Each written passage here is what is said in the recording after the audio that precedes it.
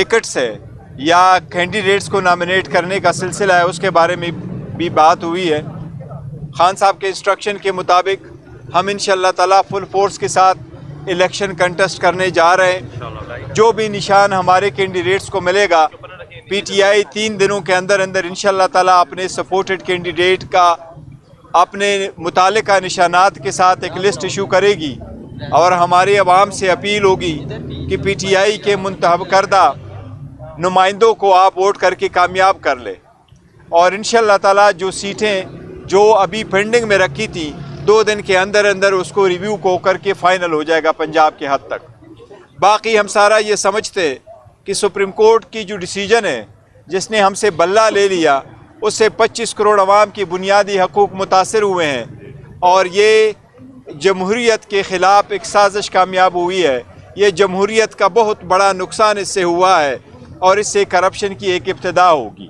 लेकिन जो supreme court का फ़ैसला आखिरी है यही पे अमल होगा, लेकिन इस सिलसिले से हम रुकेंगे नहीं और न बॉयकाट करेंगे। इंशाल्लाह हम फुली पार्टिसिपेट करेंगे। आप रिव्यू का इस्तेमाल करेंगे या नहीं? देखो कुछ केसेस ऐसे हैं रिव्यू का, जहाँ तक इस सुप्रीम कोर्ट के फैसले का ताल्लुक है उस पे हम 2 चीज़ें ज़रूर कहेंगे कि हमने रिव्यू हर सूरत फाइल करना है। पहली बात तो ये है कि इस पिटीशन में article 17 of the constitution involve था। क्या किसी पॉलिटिकल पार्टी से निशान वापस लिया जा सकता है या नहीं, और इसी सूरत में आर्टिकल 17 बड़ा अहम था।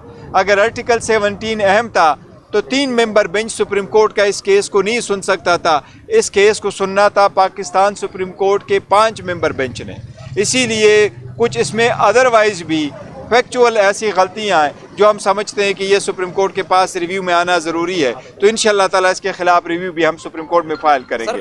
आज वो भी डिस्कशन। खान साहब ने हमेशा कहा कि घबराना नहीं है, बल्ला भी छिन गया है। अब खान साहब निशानात है, आपने उनको वोट देना, ये हमारी अपील है आपसे। खुशखबरी है, खान साहब कब बाहर आ रहे हैं?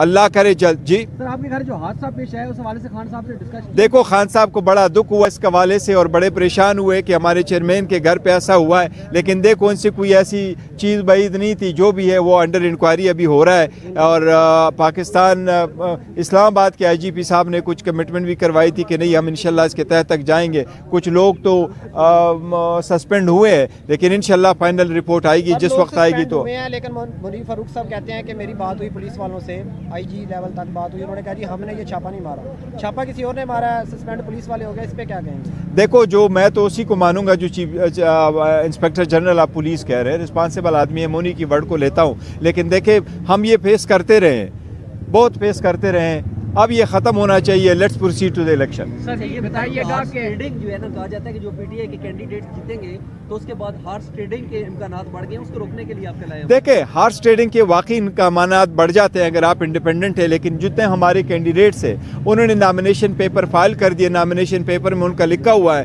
कि वो PTI के कैंडिडेट है, उनका ताल्लुक PTI से। तो हम उम्मीद करते हैं इंशाअल्लाह ताला कि वो हमारे ही जो इंस्ट्रक्शन है, डायरेक्शन है, उसी को फॉलो करेंगे, उसकी डिसिप्लिन को फॉलो करेंगे और हमारी फिर भी कोशिश होगी कि ये उन्हीं के साथ ही रहे और इंशाअल्लाह ताला हम ये उम्मीद भी यही करते हैं। बताइएगा कल आपकी अल्लामा राजा नासिर साहब से मुलाकात हुई है, क्या उनके इसी हवाले से तो आपकी बात नहीं है कि हॉर्स ट्रेडिंग को रोकने के लिए उनके साथ फिर आप जो है ना इलाहा करने जा रहे हैं? नहीं, मेरी कल मुलाकात नहीं हुई उनके साथ, नहीं पुरानी तस्वीर हो। के लिए खुशखबरी है क्योंकि बताया जा रहा था 15 तारीख को खान साहब बाहर होंगे।